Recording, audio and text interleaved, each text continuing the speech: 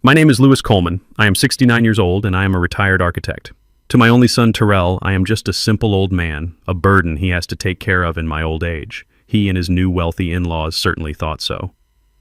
I know this because I came home a day early from my trip. I found my wife Diane crying all alone in our living room, but from the kitchen, I could hear my son laughing. He was laughing loudly with his in-laws as they measured my walls, planning to move me and my wife down into the basement. They thought I was finished. They thought I was powerless. They didn't know that the simple old man they were trying to throw away was secretly a multimillionaire, and they didn't know that I had already set the trap for them.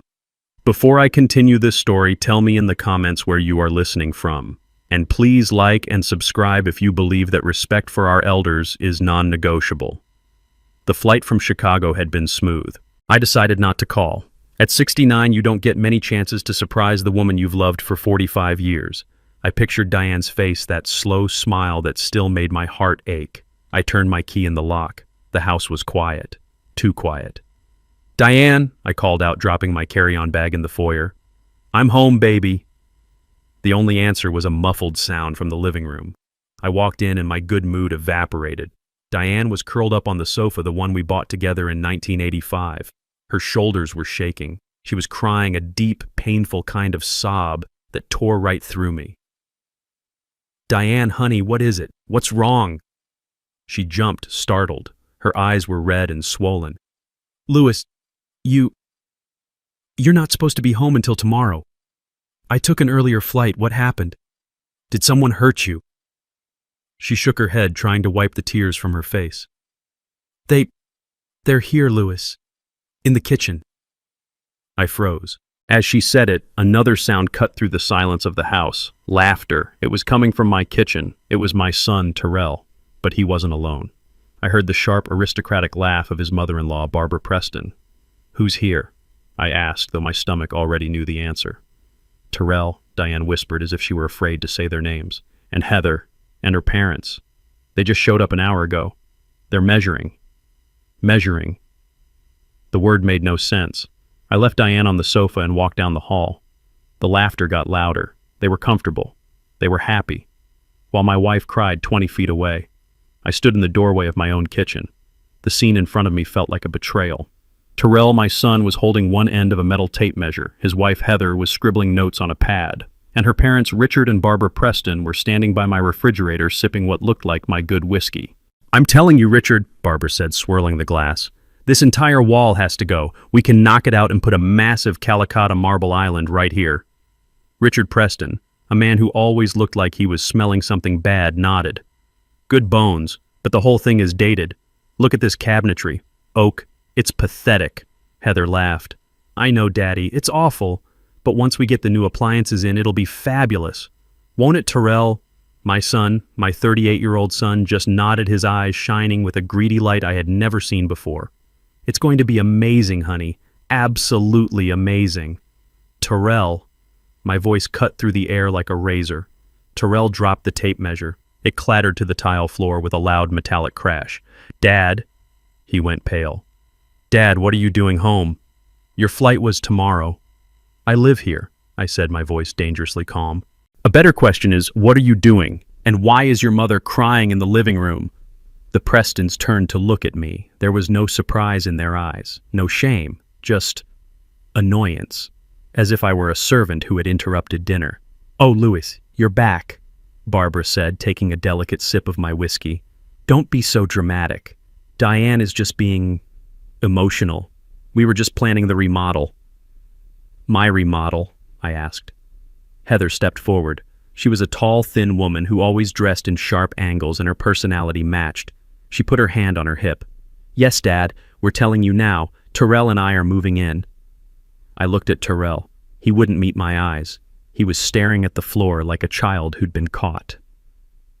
"Moving in, of course," Heather said, as if I were slow. "Our apartment is lovely, but it's a rental. This house, well, it's going to be Terrell's anyway. We might as well start making it our own now. It's just practical." I couldn't speak. I looked at the cabinets Henry, my father, had helped me install. I looked at the floor tiles Diane and I had laid ourselves one weekend back in '92. Heather continued oblivious. We'll be taking the master bedroom, of course. It has the ensuite. She gestured vaguely toward the hall. You and Diane can move your things down to the guest room in the basement. It's perfectly comfortable, and honestly, at your age, you don't really need all that space, do you? It'll be much more convenient for everyone. The basement. They were going to move me to my own basement. I felt the blood drain from my face. I had designed this house. I had drawn the blueprints myself. I had hammered nails alongside the construction crew. This wasn't just a house, it was my life's work. And they were talking about it like it was a piece of furniture they could just move. Get out. The words were quiet, but they carried weight. Heather actually laughed. Excuse me, what did you say? I said. I repeated louder this time. Get out of my house. Richard Preston, who had been silent, stepped forward. He was a man used to authority, a man who ran a hedge fund and looked down on everyone else. Now see here, Lewis. Let's not be children. We are family, and we are discussing a practical solution for your situation. My situation. Your age, Barbara chimed in, setting her glass down. Your limited income. Terrell has been very open with us about his finances. We know how much he has to help you out every month. I felt like I'd been punched in the gut. Terrell helped me. I had never taken a dime from my son. Not one. We think it's admirable, Barbara continued, her voice dripping with false sympathy. But it's a burden. And now that he's married to Heather, we are his family too. We've decided to shoulder that burden. We're going to take over this house. We'll handle the bills. We'll handle the maintenance. And in return, Richard added, you and Diane get a safe place to live, downstairs. It's more than fair. I turned to my son. He was still staring at the floor. His silence was his confession. Terrell. He flinched. Look at me. Slowly, his eyes met mine. They were filled with shame, guilt, and something ugly. Weakness. Your wife is crying. I said, my voice shaking with a rage so profound it scared me. These people who I have never invited into my home are drinking my liquor and dividing my house like spoils of war. Tell them to get out. Tell them Terrell, now. This was it. The moment of truth. The moment my son would stand up and be the man I raised him to be. Terrell looked at me. He looked at Heather. He looked at her wealthy, powerful parents. And then he broke. Dad, just listen, he pleaded. Just stop making a scene. You're embarrassing me. Embarrassing him. They're right, Dad. He said the words tumbling out in a desperate rush. This house is too much for you. We can help. You're not getting any younger. We worry about you and Mom all the time. This is the best way. The best way, I whispered. To kick me out of my own bedroom. Dad, stop. He finally yelled, his face red. Just stop it. I am tired of this. I'm tired of worrying about this old house, tired of worrying about your bills, tired of pretending we're not all just waiting. This is my house now. Or it will be. Heather and I are making the decisions. Just accept it. And just like that, the rage was gone. It didn't fade. It vanished. It was replaced by a cold, clear silence in my head. The world sharpened. I saw my son not as the boy I had raised, but as a 38-year-old stranger, a parasite who had just confirmed my deepest, darkest fears. I saw his wife Heather smiling a smug look of victory on her face. I saw her parents looking at me with the detached pity of zookeepers observing an old lion. The son I knew was gone. I see, I said. My voice was perfectly even. I nodded slowly. I turned my back on them. I walked out of the kitchen past my son, who looked confused by my lack of shouting. I walked back into the living room. Diane was still on the sofa looking at me with terrified, hopeful eyes. Louie, what's happening? I didn't stop. I walked to the coat closet. I took out her winter coat. I walked back to her and held it open. Get your coat, Diane. What? She sniffled. Louis, what are you doing? We're leaving, I said. My voice was calm. It was the calm of a general who has just seen the entire battlefield and knows exactly where to strike. Terrell and the others had followed me into the living room. What are you talking about, Dad? Terrell asked, his voice a mix of confusion and irritation. Where are you going? You can't just leave. I helped Diane to her feet, guiding her arms into the sleeves of her coat. She looked at me, her eyes asking 1,000 questions, but she trusted me. She always had. I picked up her small purse from the table. I turned to face my son. I looked at him, at his wife, at her parents. "You said you were taking over," I said. "You said you were making the decisions now." I walked toward the front door. "So take over," I said, pulling the door open. "It's all yours." I guided Diane out onto the porch into the cold night air, and I pulled the door shut behind us. The click of the lock was the loudest sound I had ever heard. It was the sound of an entire life ending and a new one beginning. I didn't call a taxi. I used the black car service I keep on my phone. A dark, spotless Lincoln Navigator pulled up to the curb in less than 2 minutes. Diane was shivering beside me, whether from the cold night air or from the shock I couldn't tell. She looked at the expensive car, then at me, her eyes wide with confusion. "Louis, what are we doing? Where are we going?" "We're going somewhere safe, Diane. Get in." The driver held the door for her. I gave him the address. The Four Seasons, downtown. Diane didn't speak a single word during the entire ride. She just stared out the window, her reflection showing the tear tracks glistening on her cheeks. When we pulled up under the bright, elegant portico of the hotel, she tensed. "Louis, we can't," she whispered, her voice trembling. This place must cost $500 a night. We don't have this kind of money." "It's all right, honey," I said, taking her hand. I walked us to the front desk. The night manager looked up, and his professional smile immediately became one of genuine recognition. "Mr. Coleman, it is a pleasure, sir. We weren't expecting you." "It was a last-minute decision, James," I said. "I need the presidential suite immediately." "Of course, sir. Right this way. We'll have your bags sent up." Diane grabbed my arm, her fingers digging into my coat. "Louis, Mr. Coleman, presidential suite." I just squeezed her hand. "Let's get upstairs first. Then I promise we will talk." The suite was breathtaking. It was larger than the entire first floor of our house. Floor-to-ceiling windows wrapped around the living room, showing the entire city glittering below us like a carpet of diamonds. Diane walked into the center of the room and just stopped. She touched the smooth marble of a side table as if she wasn't sure it was real. "Louis," she said, her voice shaking badly now. "I am scared. What is happening? How do they know you here?" I took off my coat and laid it carefully on a chair. I sat her down on a plush velvet sofa that probably cost more than our old car. "Diane, I need you to just listen for a moment. I have to make a phone call. It is the most important call of our lives." I pulled out my phone. My hands were perfectly steady. The anger from the house had burned away all the shaking, leaving only cold, hard steel. I dialed a number I knew by heart, a number I hadn't called in almost a year. It rang twice in New York. "George Patterson speaking." "George, it's Louis Coleman." There was a sharp intake of breath on the other end of the line. "Louis, it's 3 a.m. here. This must be... is it..." "It's time, George," I said. A heavy silence stretched across the line. "Are you absolutely certain?" George's voice was all business now. "You know what this means. Clause 7B is the nuclear button. It cannot be undone. It means Terrell is..." "I am certain," I said, my voice flat. "He just had his wife and in-laws try to move my wife and me into our own basement. He made his choice. Activate it immediately. I want him cut off by morning." "Consider it done," George said. "I'll need you and Diane in my office as soon as possible. 9 a.m. My team will prepare everything."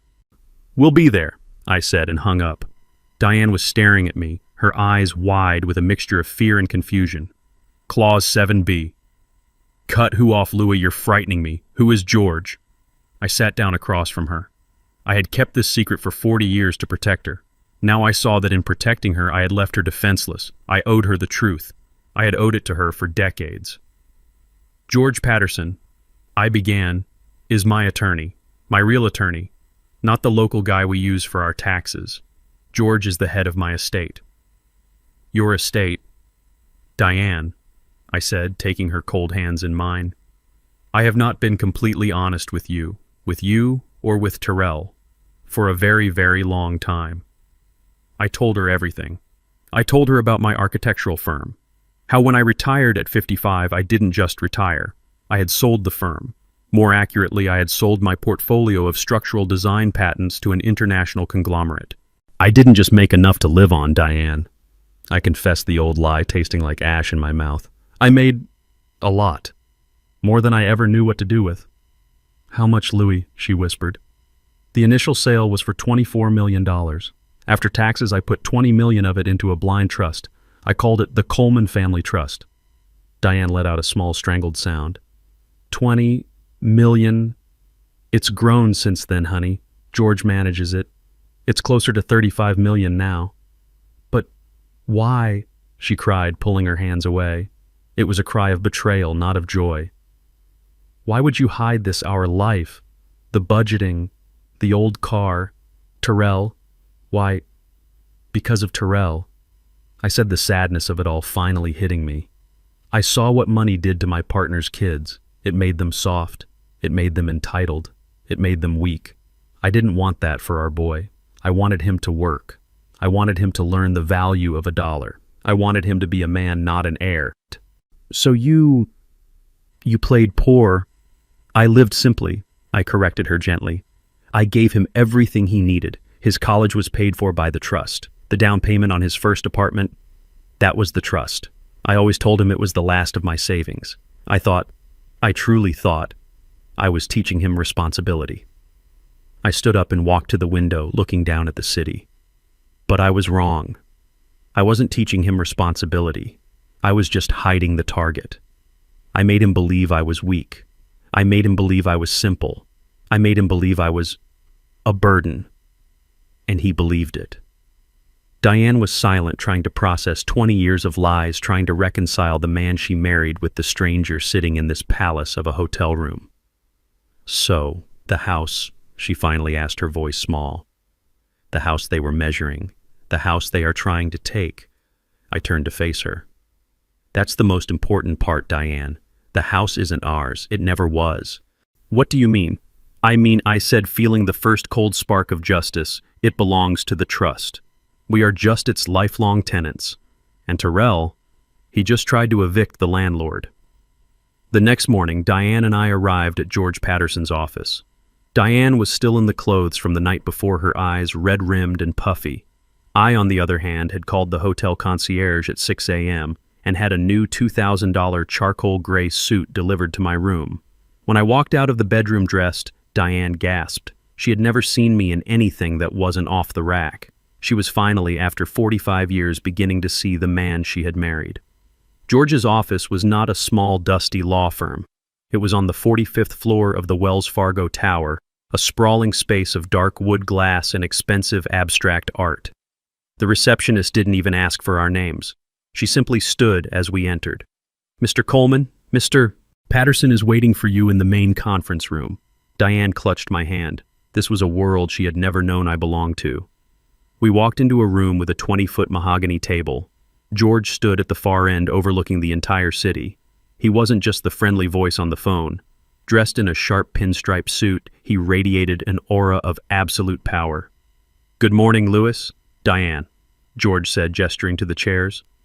I apologize for the circumstances, but I am glad you are finally here. We have a lot to cover and very little time. George, what's going on? Diane asked, her voice quiet.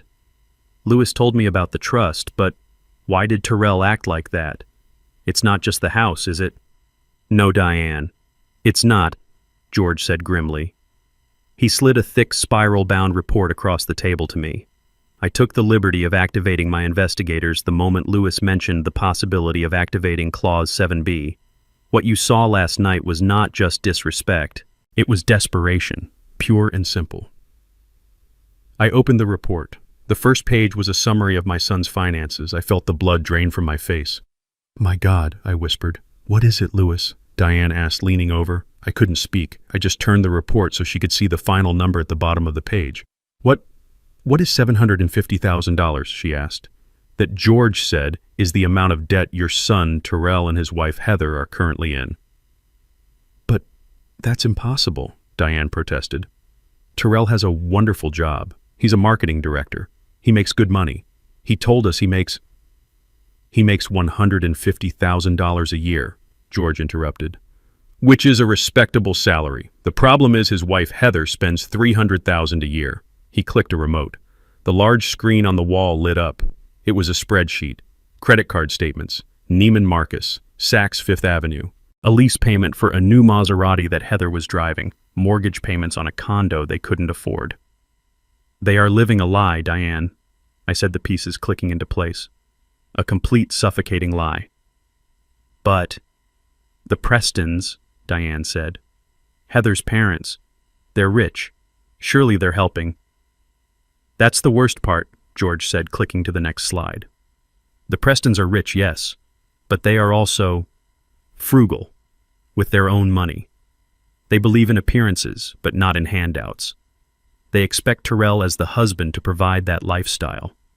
Terrell, in an attempt to keep up with their expectations, has been drowning. He's taken out personal loans. He's maxed out 22 separate credit cards. He is, to put it plainly, about to lose everything. I looked at the numbers at the trips to Aspen, the jewelry purchases. This is why they were measuring my kitchen, I said. They need the money from my house. They need it now. It's worse than that, Louis, George said. His voice dropped and the room felt suddenly colder. What they did yesterday, that was not Plan A, that was Plan B. Plan A, Diane whispered. George looked at me. Louis. I didn't want to tell you this unless it became necessary, but 3 months ago I received a call from the executive manager at the bank that handles the Coleman Trust. He clicked to a new document. It was a scanned copy of an email. 3 months ago, Terrell Coleman and his father-in-law, Richard Preston, scheduled a private meeting with the bank. They brought a lawyer of their own. They petitioned the bank to have the control of the trust's assets frozen. I stood up from my chair. They did what? They attempted to have you, Louis, legally declared mentally incompetent. Diane let out a small, horrified gasp. They presented a file, George continued, full of anecdotal evidence. How you forget things. How you live beneath your means, which they cited as a sign of senile hoarding. How you refuse to manage your own finances, letting them fall into disarray. But we live simply, Diane protested. That was our choice. It was a choice they tried to weaponize against you, George said. They argued that Louis's refusal to live a life of luxury was proof that he was no longer sound of mind. They wanted the bank to grant Terrell emergency signatory power over the trust to protect his father's assets. They wanted the $35 million. I stated, the ice in my veins spreading. They wanted it all, George confirmed. And the bank, of course, laughed them out of the room. The trust is ironclad. It's designed to prevent exactly this. The bank manager knows you personally, Louis. He knew it was a fraudulent claim, and as per the trust's security protocol, he called me immediately. I sat back down, the weight of the betrayal crushing me. This wasn't just a greedy son wanting a bigger house. This was a cold, calculated, premeditated conspiracy. My son had tried to have me locked away, to have my mind legally erased so he could steal his inheritance. So, yesterday, Diane said, connecting the final piece. Yesterday was Plan B, I finished for her. When they failed to get the trust, they decided to go after the only asset they thought I actually owned, the house. They couldn't get the millions, so they settled for the $500,000 they thought the house was worth. They weren't just moving us to the basement, Louis, Diane said, her voice now hard as steel. They were moving us out of our lives, one way or another. I looked at George. So he did it. He triggered Clause 7B. George Patterson smiled. He triggered it the moment he walked into that bank 3 months ago. Louis, Terrell is already disinherited. He just doesn't know it yet. Diane's hands were shaking, but not from fear anymore. It was rage, a pure, cold rage I had never seen in her. They tried to have you committed, she whispered, her voice low and dangerous. They tried to lock you away. They did, I said, and they failed, so they came for the house. Those vultures, she hissed. Louis, what does this mean? What happens now? I looked at George. Tell her exactly what Terrell just did to himself. George steepled his fingers, looking at Diane with a calm, professional respect. Diane, when Louis and I set up this trust, he was worried about this exact scenario. He was worried that Terrell, surrounded by the wrong influences, might one day see him as a piggy bank rather than a father. So Louis had me write in a very specific, very punitive clause. We call it Clause 7B. What does it do? Diane asked. We nicknamed it the wolf in sheep's clothing clause, George said. It states that if any primary beneficiary, in this case Terrell Coleman, is found to have engaged in any act of willful financial, emotional, or physical harm against the founders Lewis and Diane Coleman, that beneficiary is immediately and permanently disinherited. Diane's eyes widened. Permanently, irrevocably, as if he had never been named in the trust at all, George confirmed. The attempt to have Lewis declared mentally incompetent, an act of profound financial and emotional harm, triggered this clause 3 months ago. And yesterday, he added, their hostile attempt to take your home and banish you to the basement was the final undeniable nail in his coffin. As of this moment, Terrell Coleman has no legal claim to a single penny of the $35 million Coleman family trust. The words hung in the air. $35 million. Lost. Diane processed this. So, what happens to the money? To the house? Where does it all go? It goes, George said, to the contingent beneficiary, the person Louis designated to inherit everything in the event of Terrell's disqualification. I smiled. Monique. Monique, Diane said, surprised. Your sister's girl. My sister's daughter, I affirmed. The one who works as a public school nurse in Atlanta. The one who calls us every single Sunday just to check in. The one who still sends you a handmade card for your birthday, Diane. George nodded. I called Monique this morning. I explained the situation. She was shocked, to say the least. But she understands. She is flying in tonight. As of this moment, your niece is the legal heir to the entire estate, including the house at 124 Willow Creek. A heavy silence fell as we absorbed the sheer scale of the shift. Then a slow, cold smile spread across my face. He doesn't know, I whispered. No, George said. He has no idea. He just thinks he's dealing with a tired old man who lives in a house he can steal. They want the house, I said, a plan forming in my mind. They are so desperate for that $500,000 they are willing to destroy our lives for it. So, I said, looking at George, let's give it to them. Diane looked at me. Lewis, what are you talking about? The trap, Diane. They set their trap. Now we set ours. George caught on immediately. His eyes lit up. Oh, that is brilliant, Louis. Diabolical and perfectly legal. What are you two planning? Diane asked, her voice a mix of fear and excitement. George leaned forward. Your family. Diane thinks you are weak, old, and senile. They think they've won. They think Lewis ran away last night like a scared dog. They are arrogant, greedy, and stupid. We are going to use that arrogance against them. We are going to draft a new document, a transfer of property and care agreement. It will look official, I added. It will say that we, Lewis and Diane Coleman, in our frail state, agree to hand over the deed to the house. In exchange, George continued, for Terrell and Heather assuming all responsibility for our care. They won't be able to sign it fast enough, but the fine print, Diane, the fine print will be a work of art. What will it say? It will say, George beamed, that they, Terrell and Heather Coleman, along with their witnesses Richard and Barbara Preston, do hereby acknowledge and confirm that Lewis and Diane Coleman are in a vulnerable state, suffering from diminished capacity, and are unable to make their own financial and personal decisions. It will state that they are willingly and knowingly assuming control of all assets for this reason. It's not a transfer, it's a confession. A signed, witnessed, notarized confession of conspiracy and elder abuse. My heart was pounding now, not with fear, but with a cold, righteous fury. It's perfect, I said. They'll be so blinded by the prize they will sign their own death warrant. Let's do it, Diane said, her voice firm. I picked up my phone. My hand was steady. I dialed Terrell's number. He answered on the first ring. He must have been staring at his phone, panicking. Dad! Dad! Where are you, Mom? Is she okay? We've been so worried. His voice was a perfect imitation of a concerned son. It made me sick. I let out a long, weary sigh. I made my voice tremble. Terrell. Son. Dad. What's wrong? Your mother and I, we're at a lawyer's office. I said, playing the part of a broken, defeated man. We've been talking all night. And maybe you're right, son. I heard a sharp intake of breath on his end. Silence. What do you mean, Dad? He asked, his voice cautious, not daring to hope. We're old, I said, letting my voice crack. Diane is a wreck. I can't fight this anymore. You said you'd take care of us. You said you'd handle everything. The house, it's too much. Oh, Dad, he breathed. The relief in his voice was disgusting. Yes, of course, we'll take care of everything. You're doing the right thing, I promise. Good, I said. Then, I need you to come down to the lawyer's office, George Patterson, in the Wells Fargo Tower.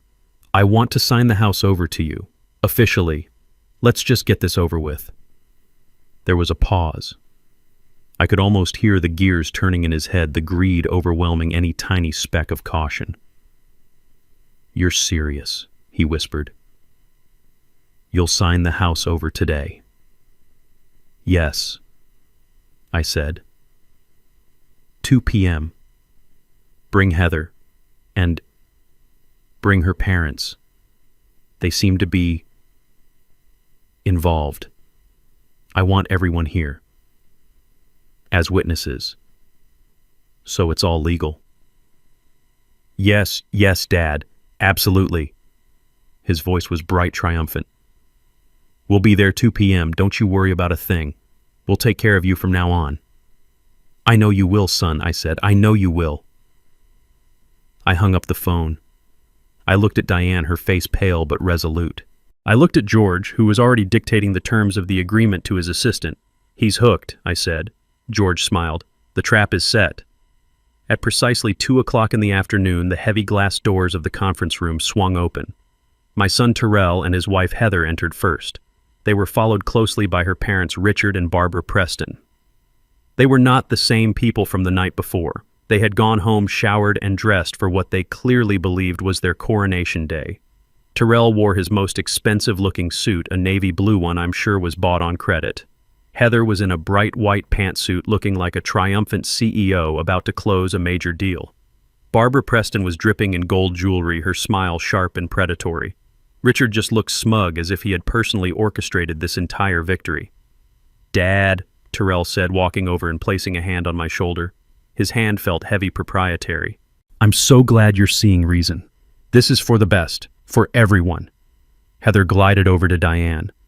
Mother Diane, she said, her voice dripping with fake honey. You look so tired, poor thing. Don't you worry. From now on, we'll handle everything. You won't have to lift a finger. You won't regret this.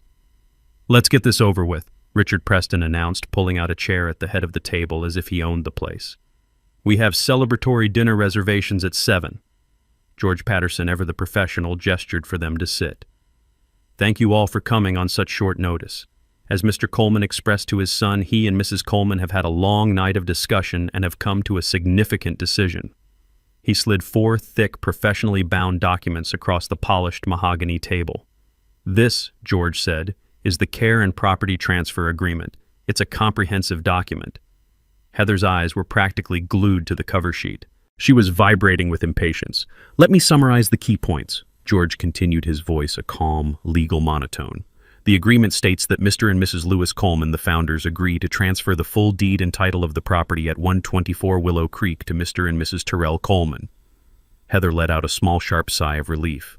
In exchange, George went on, Mr. and Mrs. Terrell Coleman agree to provide comprehensive lifetime care for the founders. This includes, but is not limited to, housing, medical supervision, and all financial management. Yes, absolutely, we agree, Heather said, reaching for the pen in the center of the table. 100%. Where do we sign? George held up a hand. Patience, Mrs. Coleman. We must do this by the book. There are several signature pages. He turned to Richard and Barbara. And since you, Mr. and Mrs. Preston, were present during the initial family discussion last night and are here today, we would be grateful if you would sign as official witnesses to this agreement. Witnesses, of course, Richard said, puffing out his chest. Excellent, George said. Your signatures will be on page 8. It's just a standard witness attestation. It verifies that you are present, that you are party to this agreement, and that you can attest to the founder's state of mind. Their state of mind? Barbara asked, her smile tightening. Yes, George said smoothly, flipping through the pages. Right here. By signing, you attest that you have personally observed and agree that Lewis and Diane Coleman are now in a state requiring dedicated supervision and are making this decision based on their acknowledged inability to manage their own affairs. Richard and Barbara looked at each other and smiled. They thought this was brilliant. They thought this legally cemented their argument that we were senile. Of course, Richard said, nodding. We are happy to attest to that. We've been saying it for months. They are clearly in need of supervision. Wonderful, George said. Then please let's begin. He passed the first copy to Heather. She didn't even open it. She flipped directly to the last page and signed her name with a flourish. Tyrell followed his signature, messier, more nervous, but just as fast. They didn't read a single word. They didn't read the clauses confirming their acknowledgement of our diminished capacity. They didn't read the fine print detailing their willingness to assume control. They just signed. Then George passed the next two copies to Richard and Barbara. They too flipped to page 8 and proudly signed their names as witnesses legally attesting to our incompetence. Finally, George slid the last copy to me and Diane. I looked at Diane. Her hand was steady. She picked up the heavy, expensive pen. She signed her name. Then I signed mine. George gathered all 4 copies, stacking them neatly. Well, he said, tapping them on the table, that seems to be everything. Heather stood up, beaming. She clapped her hands together once. Perfect. Well, that's that. Tyrell, darling, we need to call the contractors. They can start on the master bedroom tomorrow. She turned to me. Dad, Mom, we'll help you start packing your things for the basement as soon as we get home. It will be so much cozier for you down there. Tyrell looked relieved, as if the weight of the world, or at least $750,000 of it, had been lifted from his shoulders. I let the silence hang for a moment. I watched them bask in their victory. I saw the greed, the relief, the sheer, unadulterated arrogance. I let them enjoy it for a full 10 seconds. Then I looked at George. He nodded. Actually, I said, my voice clear and strong, cutting through Heather's happy chatter. We're not quite finished yet. Heather's smile faltered. What do you mean we signed everything? You did, I agreed. But there's just one small logistical problem with the document you just signed. A minor detail, really. Richard Preston narrowed his eyes. What detail? I leaned forward. The house. I don't actually own it. Heather's triumphant, beaming face was a picture of pure greed. Richard Preston looked smug. He felt he had just successfully brokered the deal of a lifetime, securing his daughter's future by helping to dispose of her inconvenient in-laws. Actually, Mrs. Coleman, you are not quite finished yet, George said. His voice had changed. The friendly, accommodating tone was gone. In its place was a sharp, cold precision, the voice of a lawyer who was no longer negotiating but dictating. Heather, who was already turning toward the door, stopped. What do you mean, we signed the papers? It's done. I mean, George said, there is a small technical problem with the care and property transfer agreement you just signed. Richard Preston let out an impatient, condescending sigh. What problem? It's a standard transfer agreement. I'm a lawyer myself, Patterson, or at least I was. I know how these things work. Do you now? George asked, raising an eyebrow. Yes, Richard said dismissively. We checked the county records before we even came here. The property at 124 Willow Creek is registered to Lewis Coleman. He just signed his rights over. It's finished. Let's go. George Patterson smiled. It was not a nice smile. It was the smile of a hunter who had just watched the wolf walk right into a steel trap. That's where you are fundamentally wrong, Mr. Preston. You checked the public records. But you didn't, or rather couldn't, check the trust records. You see, Mr. Coleman's name is indeed on that deed, but it's listed only as the trust manager. The air in the room crackled. Tyrell, who had been looking relieved, now looked confused. What are you talking about? What trust? The actual legal and indisputable owner of that property, George continued, and has been for the past 20 years, is the Coleman Family Trust. The what? Heather's voice was a high-pitched squeak.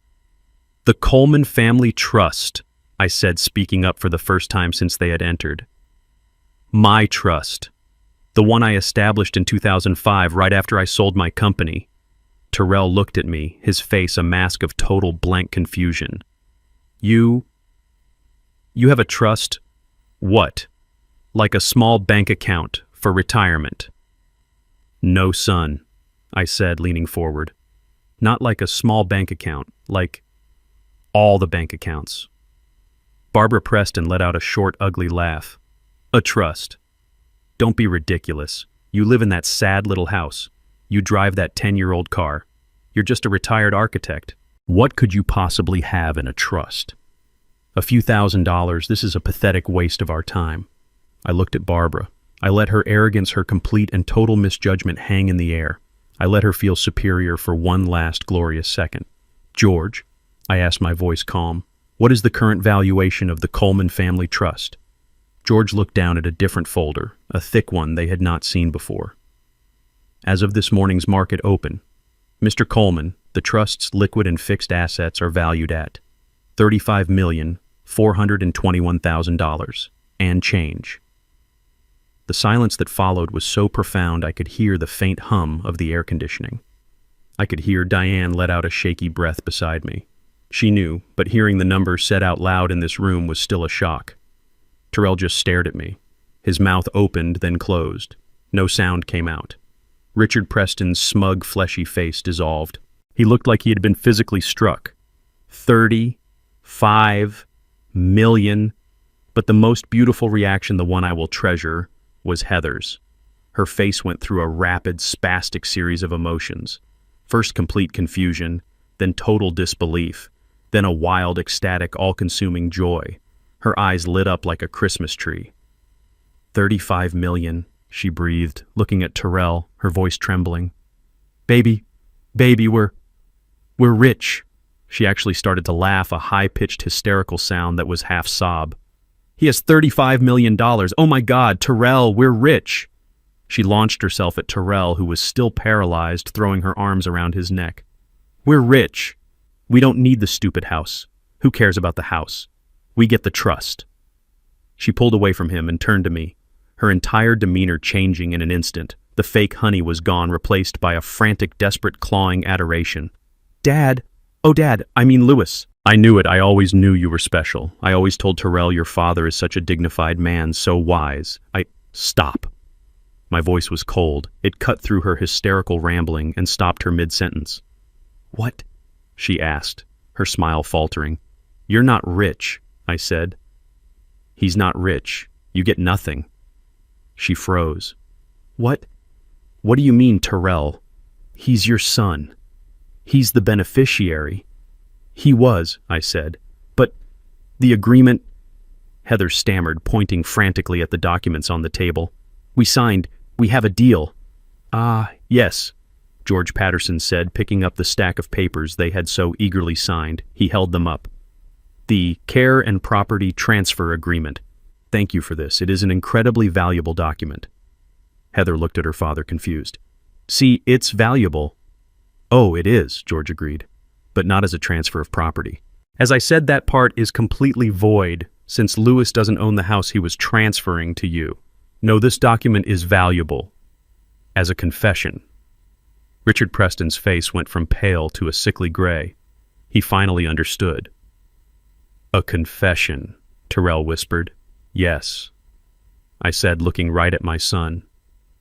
You, your wife, and your in-laws have just signed a legally binding document attested to by witnesses stating that you all believe I am mentally incompetent, that you believe I am suffering from diminished capacity, and that you are conspiring to take control of my assets based on that belief. You just handed me all the proof I will ever need for a court of law. Terrell stared at the papers, then at me, and then at George. The color was draining from his face, only to be replaced by a dark, ugly flush of anger. So, what? He suddenly shouted, slamming his flat palm on the mahogany table. The sound made Heather jump and Diane flinched. So what? It's a stupid piece of paper. It's a trick. It doesn't mean anything. He turned his wild eyes on me, his voice pitching higher, cracking with panic. You can't do this. I am your son. I am your only son. I am the beneficiary. That trust, that $35 million, it's mine. You can't just take it away from me. He can't.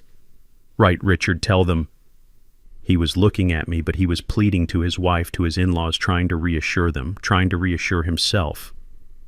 It's my birthright. You were the beneficiary, Terrell, I said. My voice was quiet. The calm in the room seemed to terrify him more than any shouting could. You were the beneficiary right up until 10:15 a.m. on Tuesday, August 12th, 3 months ago. Terrell froze. I don't know what you're talking about. Don't you? I asked. August 12th, a meeting at the First National Trust Bank. You, your father-in-law Richard here, and a lawyer from his firm. Does that ring a bell? Terrell's face went slack. He looked like he had been shot. How did you know about that? The bank? They said it was a confidential inquiry. They called me. George Patterson interjected, his voice like ice. The moment you left the building. As the administrator of the Coleman Trust, I am legally obligated to investigate any hostile inquiries or attempts to seize control of the assets. Hostile inquiries, Terrell stammered, grasping for a defense. I was just asking questions. I was worried about him, about his state. You were not asking questions, Terrell, I said, finally standing up. I felt tall. I felt powerful. You were making accusations. You told the board members that I was senile. You told them I was hoarding. You claimed my simple private lifestyle was proof of advanced mental decay and a danger to myself and the estate. You brought a lawyer and you petitioned the board to have me declared mentally incompetent and to grant you emergency signatory power over all $35 million. That, George said, was a profound tactical error, because that singular act of profound willful betrayal triggered Clause 7B. Clause 7B, Heather whispered, her face ashen. What is Clause 7B? That, I said, is the part of the trust I prayed to God I would never have to use. I walked around the table until I was standing right in front of my son. He was shaking. When I set up this trust, I knew your heart, Terrell. I knew it was good, but I also knew your weakness. I knew you were easily influenced. I knew you desperately wanted to be liked by people like them. I gestured to the Prestons. People who only value what things cost. So I had George build a defense mechanism into the very heart of the trust. A fail-safe, a poison pill. We call it the wolf in sheep's clothing clause. Diane, who had been silent, spoke her first word since they had entered. Her voice was cold. Explain it. It states, I said, looking directly into Terrell's terrified eyes, in very simple, ironclad legal terms, that if the primary beneficiary, Terrell Coleman, or any person acting in concert with him, like his wife or his in-laws, is found to have committed willful financial, emotional, or physical harm against me or your mother, that beneficiary is immediately, automatically, and permanently disinherited, as if he had never been named in the first place. Permanent, Diane echoed. It was a judgment. The moment you sat in that bank and tried to have me erased from my own life, Terrell, I said you erased yourself from my legacy. You get nothing. Not the house, not the savings, not a single penny of the trust. Not now, not ever. The words settled in the room like dust. Richard Preston was the first to react, sputtering, his legal mind grasping for a loophole. This is outrageous. It's coercion. It's a contract of adhesion. It won't stand up in court. We'll fight this. George Patterson actually chuckled, a cold, dry sound. Fight it with what Mr. Preston. It already has stood up. The trust was vetted against this exact challenge by 2 federal courts when it was drafted. It is ironclad. Your client disqualified himself 3 months ago with his own actions. George held up the stack of papers they had just signed. And to make matters worse, he and all of you just signed a full notarized confession admitting to the very acts that disqualify him. The game is over. You lost. And that was when Heather understood. The house was nothing. The $35 million, the fantasy, the entire reason she was in this room, the entire basis of her marriage. It was all gone. It had never been hers. She looked at Terrell, her face a mask of pure reptilian hatred. You idiot, she hissed at him. You failed. And then her eyes rolled back in her head and she collapsed, sliding gracelessly out of her expensive chair and onto the Persian rug in a dead faint. Heather was still on the floor, propped up on one elbow. Her expensive white pantsuit was smudged with dust from the rug. Richard and Barbara Preston were frozen in their chairs, their faces a sickly shade of gray, looking like statues in a museum of their own arrogance. Terrell, my son, was the only one moving. He was shaking his head over and over as if he could physically deny the words he had just heard. He ignored his fainted wife. He ignored his stunned in-laws. He only looked at me, his eyes wide with a desperate childish panic. "No," he whispered. "No. If not me, then who?" His voice cracked. "Who gets it? Who gets the house?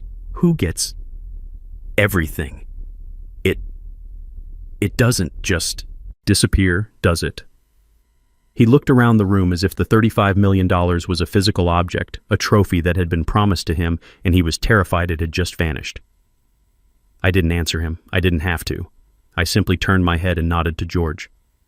"George, I believe our other guest is waiting. Would you please ask her to join us?" George pressed a small button on the conference room intercom. "You can come in now, Monique." The side door, the one leading to George's private office, opened. A young woman walked in. She was about 30 years old, wearing simple blue nurse's scrubs. Her hair was pulled back in a practical ponytail, and her face was kind but etched with a deep sadness. It was my niece, Monique, my sister's daughter. Terrell's head snapped toward her. His confusion instantly curdled into a new, raw, burning rage. "Monique, what the hell are you doing here? This is a private family meeting. Get out." On the floor, Heather had managed to sit up. Her hair was a mess and her makeup was starting to run. She saw Monique and her face twisted in contempt. "The nurse. What is she doing here? Is she here to check on our blood pressure? Get her out." Monique stopped a few feet from the table. She looked at Terrell, not with anger, but with a profound, steely pity. "Hello, Terrell. I'm here because Uncle Louis and Aunt Diane asked me to be."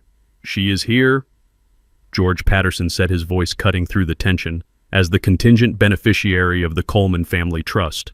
Terrell just stared. The what?" "As of 9 a.m. this morning," George continued, "upon your legal and permanent disqualification under Clause 7B, the status of primary beneficiary was dissolved. As per the Trust's bylaws, all assets, rights, and titles transfer immediately to the contingent beneficiary. In this case, Ms. Monique Johnson." George looked at Monique and nodded. "As of 9 a.m. this morning, Monique is the sole heir to the entire $35 million estate." The silence in the room was absolute. Heather, still on the floor, made a small choking sound. Richard Preston looked like he was having a heart attack.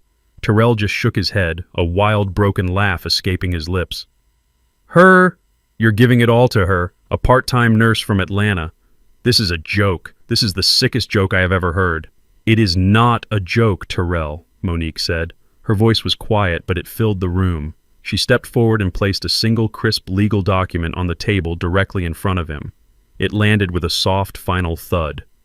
"What is this?" Terrell whispered, afraid to touch it. "As the new legal administrator for the trust," Monique said, "which as you now know is the sole owner of the property at 124 Willow Creek, this is a formal legal notice of eviction." Heather scrambled to her feet, her white suit now rumpled and pathetic.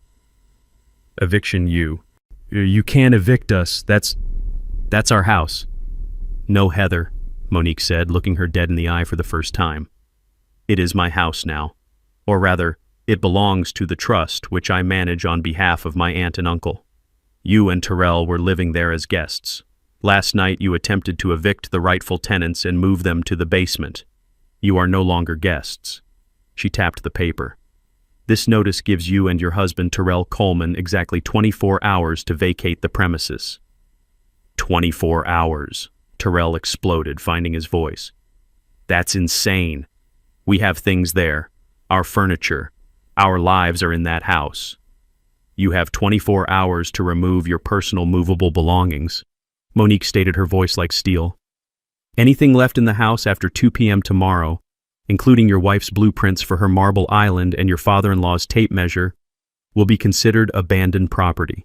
It will be immediately liquidated and the proceeds donated to a charity for the elderly. The locks on all doors will be changed at 2:01 p.m. tomorrow." "You bitch!" Heather shrieked, and she actually lunged across the table. "I would not do that, Mrs. Coleman," George said calmly, stepping directly into her path without even flinching. "You are already facing potential criminal charges for conspiracy to commit elder fraud. Adding assault to that list would be, and I use the legal term here, exceptionally stupid." Heather stopped. Her hand raised her face, a mask of ugly, impotent rage. "As of this moment," Monique said, "you are all trespassing in this office, and if you set foot on the property at 124 Willow Creek again without my or my aunt and uncle's express written permission, I will have you arrested." Terrell ignored her. He ignored everyone. He stumbled past George, past the table until he was standing right in front of me.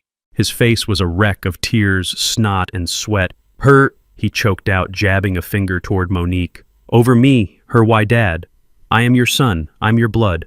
She's just your sister's kid." I looked at my son. My heart was heavy, not with anger anymore, but with a vast, empty sadness. "You're right, Terrell," I said. "You're my blood, but she—" I turned and gestured to Monique, who was now standing beside Diane, holding her hand. "She is my family. She is the one who calls Diane every Sunday just to talk. She is the one who remembers my birthday not with a text message but with a handwritten card. She is the one who, when Diane had her knee surgery 2 years ago, flew in on her own dime and sat by her hospital bed for 3 days, sleeping in a chair without asking for a single thing in return. You are my son, Terrell. But she is my family." I looked him in the eye. You are just a disappointment." Richard Preston, his face a mask of purple rage, finally understood that the game was over.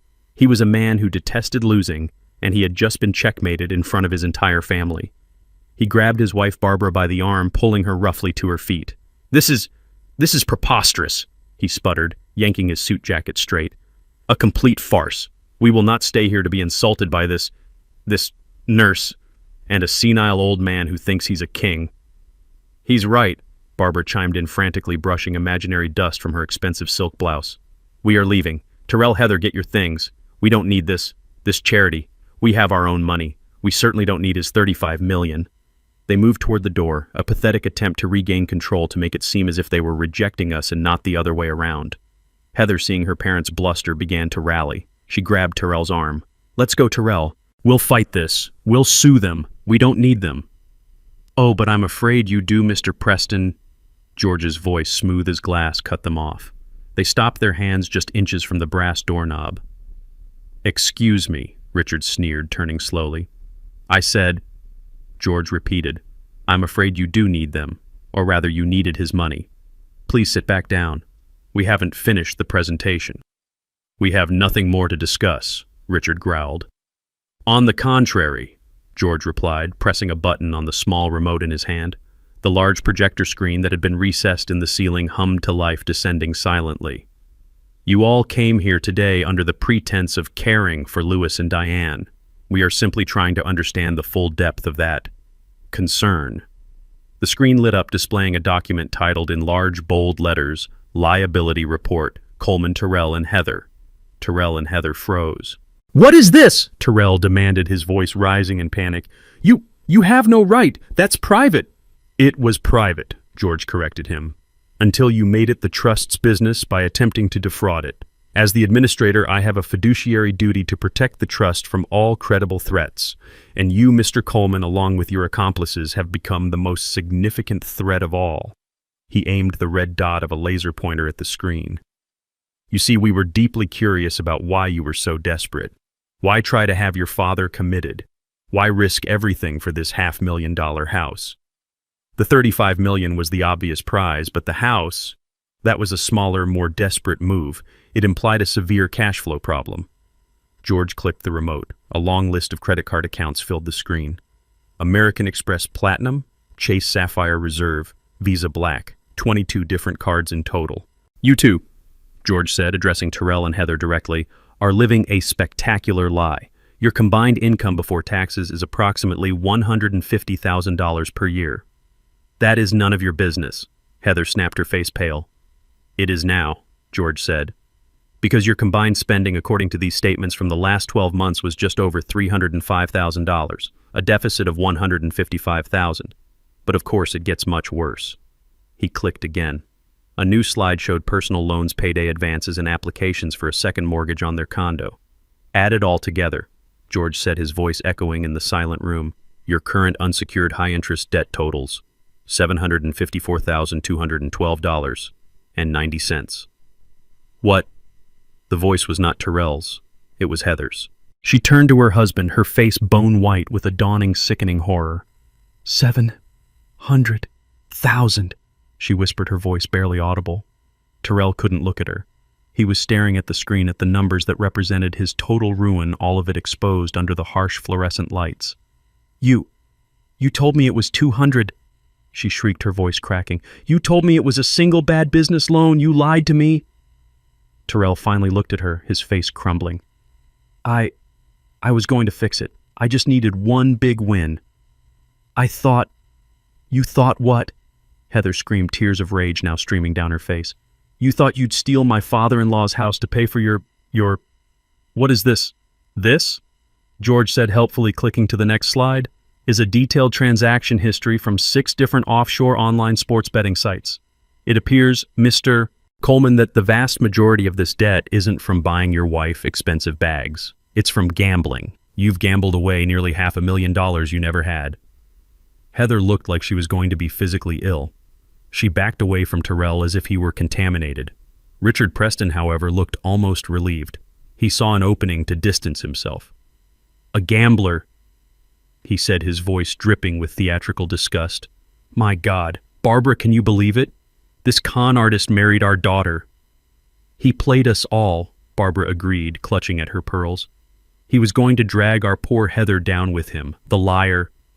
Ah, but that's not entirely true, is it? George said, his voice dangerously soft. Richard and Barbara froze. What do you mean? Richard asked. George clicked the remote. The screen changed. Now it read, Preston, Richard, and Barbara, financial inquiry. What is this? Barbara stammered, her fake indignation vanishing.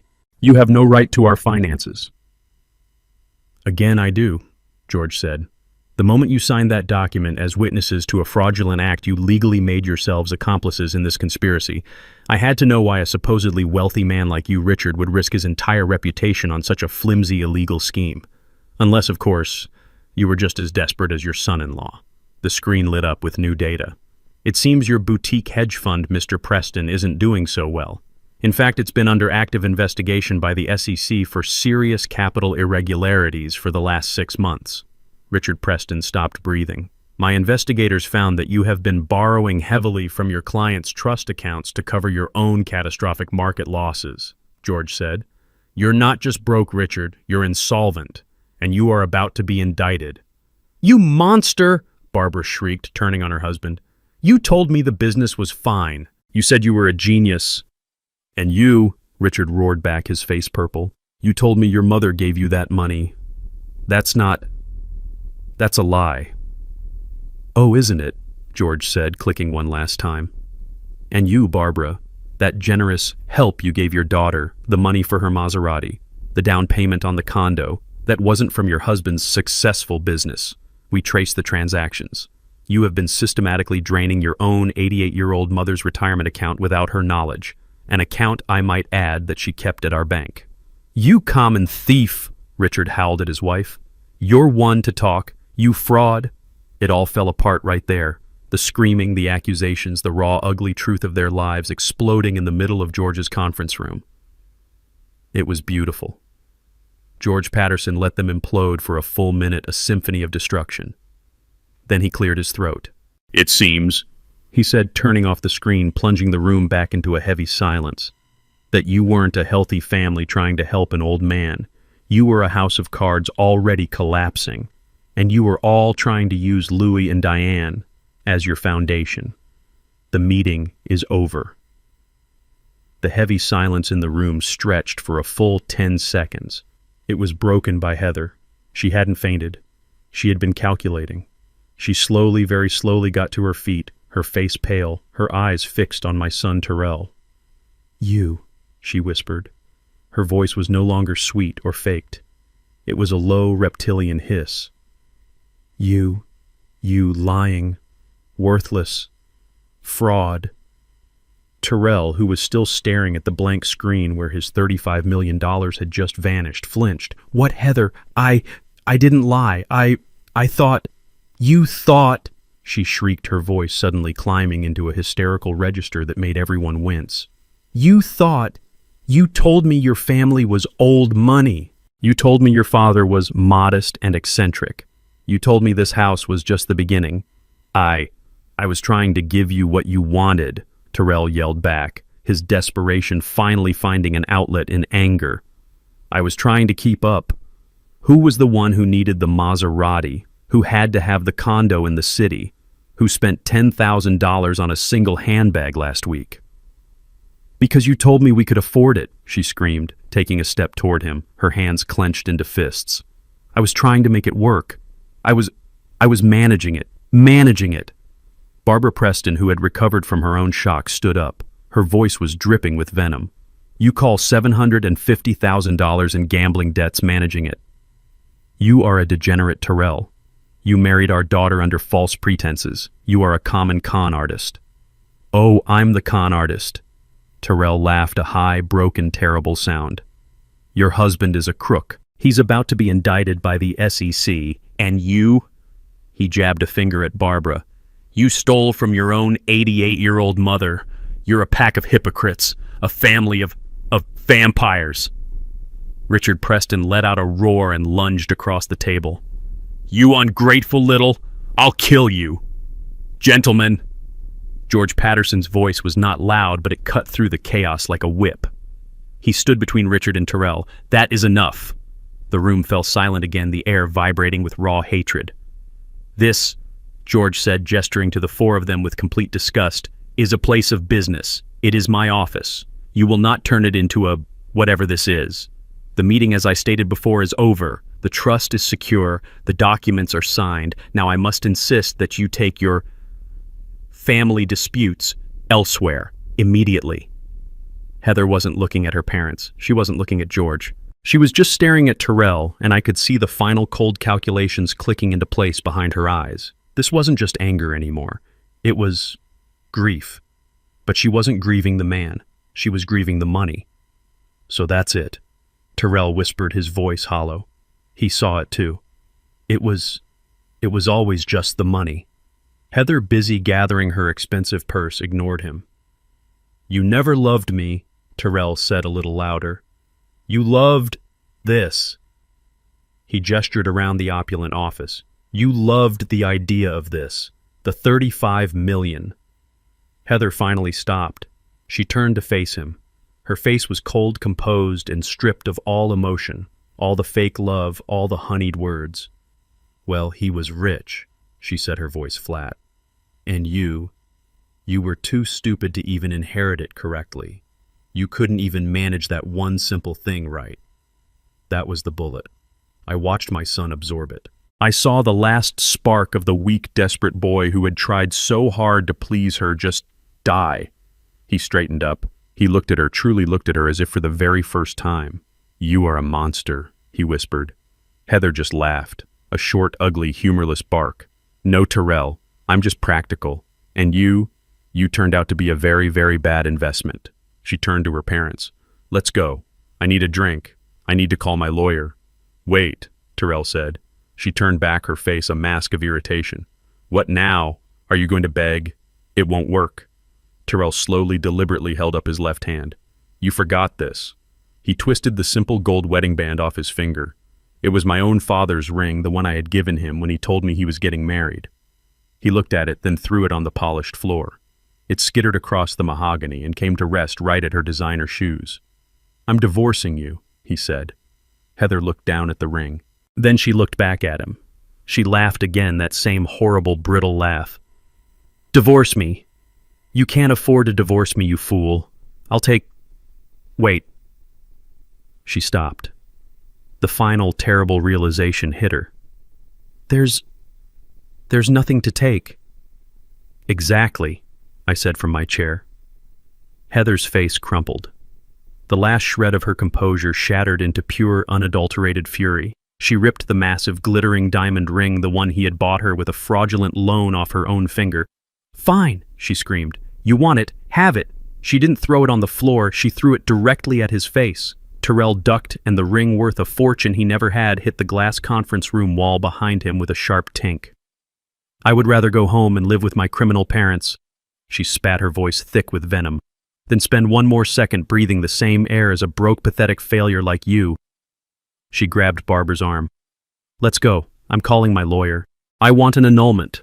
Barbara, looking completely defeated and 10 years older, let her daughter pull her from the room. Richard Preston was the last to leave. He didn't look at his wife or daughter. He stopped at the door, turned, and looked right at me. His eyes were cold, dead, and full of a hatred that was almost tangible. You, he growled, his voice low, you enjoyed this. You planned this whole thing, this entire humiliation. No, Richard, I said, meeting his gaze. I didn't plan. I just lived my life quietly. You planned. You conspired. You were the ones who were arrogant. I just had a better emergency exit. He stared at me for a long, terrible moment, the promise of future battles hanging in the air between us.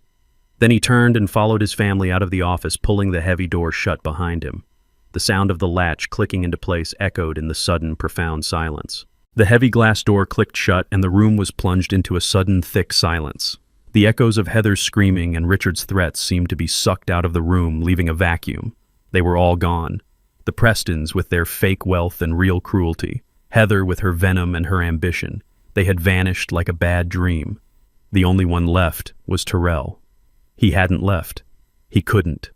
He was a heap on the floor by the conference room door, a 38-year-old man in a rumpled suit sobbing into his hands. He was a man who had just lost his wife, his in-laws, his house, and a $35 million fortune, all in the span of 15 minutes. He was completely, utterly, and finally alone. Diane let out a long, shaky breath and sat down heavily in her chair. Monique, my niece, moved quietly to stand behind her, placing a comforting hand on her shoulder. George Patterson. My lawyer showed no emotion at all. He walked calmly back to the head of the table. He picked up the signed 10-page care and property transfer agreement, the confession, and tapped it neatly against the table. He placed it carefully into a new unmarked folder. Terrell didn't move. He just knelt on the expensive rug, his shoulders shaking with these awful, gasping, choked sobs. They were the sounds of a child who finally understands far too late that he is in terrible, irreversible trouble. I wanted to feel something, pity, anger, anything, but I just felt empty. I felt a vast, aching sadness for the boy I had raised and the man he had failed to become. I let him cry for a long, heavy minute. He needed to feel the absolute bottom of the pit he had dug for himself. Finally, George cleared his throat. Mr. Coleman. Terrell flinched at the formal name. He slowly, painfully pushed himself up from the floor. His face was a wreck, red and swollen, his suit stained with his own tears. He looked at George, his eyes wild with terror. Please, Terrell whispered. His voice was hoarse. Just let me go. I'll leave. I'll go to a motel. I won't bother you again. I have nothing. It's over. George Patterson stared at him, his face impassive. You are mistaken, Mr. Coleman. You still have a great many things. Terrell looked confused. What? You have criminal liabilities, George stated. Terrell's head snapped up. What are you talking about? It's over. It's a family matter, an inheritance thing. You won. You took it all. This was never a meeting about an inheritance, Terrell, George said, his voice dropping, becoming the sharp, clinical voice of a prosecutor. This was a meeting to finalize the evidence against you. You seem to be under the impression that this ends here. It does not. It ends in a courtroom. Evidence for what? For what? George actually pulled a new yellow legal pad from his briefcase and clicked his pen. Let's list them, shall we? First, he said, conspiracy to commit felony elder fraud. You, your wife, and your in-laws conspired to deprive your parents of their legal property by making fraudulent claims of mental incompetence. He held up the stack of papers they had all signed. A charge to which you have all very helpfully just confessed to in writing, with witnesses. Terrell began to shake a visible tremor that started in his hands. No, we just thought... Second. George continued writing on the pad. Attempted wire and bank fraud, a federal offense. 3 months ago, you and Richard Preston personally petitioned the First National Trust Bank to gain control of the Coleman Trust's assets, making false claims about your father's mental state. The bank's security footage is excellent. The manager's testimony is even better. I was just worried about him, Terrell pleaded. Third, George went on, ignoring him. Forgery, attempting to access bank funds using what you believe to be your father's authority. And finally, my personal favorite, felony elder abuse. You intentionally and systematically inflicted profound emotional and mental distress on your parents, both citizens over the age of 65, for the explicit purpose of financial gain, in this state that carries a mandatory minimum prison sentence. The word hung in the air. Prison. Terrell's face went from pale to a sickly greenish white. He wasn't crying anymore. He looked like he was going to be sick. Jail, he whispered, his voice cracking. You're talking about jail. I'm talking about prison, Terrell. George said, his voice like ice. Men like Richard Preston, white-collar criminals, they get prison. But men like you who gamble away $750,000 and then try to defraud their elderly parents to cover it up, judges are not kind to men like you. Terrell's legs buckled and he collapsed back into the nearest chair. He didn't look at George. He didn't look at Diane. He turned his wide, terrified, pleading eyes to me. Dad, he choked out. Dad, please. You wouldn't. He stumbled out of the chair and fell to his knees in front of me. He grabbed the legs of my new suit. Dad, please, you wouldn't send your son to prison. You wouldn't do that. It was Heather. It was her parents. They put those ideas in my head. They told me it was normal. I was desperate. I love you, Dad. I've always loved you. Please don't do this. I looked down at the 38-year-old man sobbing at my feet. You love me, I repeated. The words felt like gravel in my mouth. You tried to have me declared insane and locked away in a nursing home, Terrell. Is that what love looks like to you? You stood in my kitchen in my house and you told me I should just accept being moved to the basement. I didn't, he sobbed. I was scared. You were greedy, I said. And now you are pathetic. You ask me if I would send my son to prison. Let me ask you, would a son try to send his father to a mental asylum? You already have my answer. You gave it to me yourself last night. I looked at George. George, is there a way for him to avoid this? Terrell looked up, his face slick with tears, a new desperate hope flooding his eyes. Yes, George said. As I told Mr. Coleman before this meeting, he is, conditionally, merciful. He is willing to instruct my office not to forward this entire beautiful airtight file to the district attorney's office. Anything, Terrell cried, still on his knees. I'll do anything, Dad. I swear, anything. On one, George said, very specific set of conditions. They are absolute. They are non-negotiable. Do you understand? Terrell nodded frantically. Yes, just tell me. First, George said, you will sign the full and detailed confession of your actions which my team has already prepared based on the document you signed earlier. Second, you will sign the divorce papers we are drafting right now, citing irreconcilable differences and waiving all claims to any community property present or future. Third, you will agree to a permanent 500-mile restraining order against Heather Preston and her parents. We must ensure you are never again under their toxic influence. Yes, I'll do it, Terrell said, nodding, grabbing at the chance. Is that it? I'll sign it all. I'll do it right now. And fourth, George said, his voice dropping, the most important condition, the one that Mr. Coleman, your father, designed himself. The heavy glass door clicked shut, plunging the room into a sudden, thick silence. The echoes of Heather's screaming and Richard's threats seemed to be sucked out of the room, leaving a vacuum. They were all gone. The Prestons with their fake wealth and real cruelty. Heather with her venom and her ambition. They had vanished like a bad dream. The only one left was Terrell. He hadn't left. He couldn't. He was a heap on the floor by the conference room door, a 38-year-old man in a rumpled suit sobbing into his hands. He was a man who had just lost his wife, his in-laws, his house, and a $35 million fortune, all in the span of 15 minutes. He was completely, utterly, and finally alone. Diane let out a long, shaky breath and sat down heavily in her chair. Monique, my niece, moved quietly to stand behind her, placing a comforting hand on her shoulder. George Patterson. My lawyer showed no emotion at all. He walked calmly back to the head of the table. He picked up the signed 10-page care and property transfer agreement, the confession, and tapped it neatly against the table. He placed it carefully into a new, unmarked folder.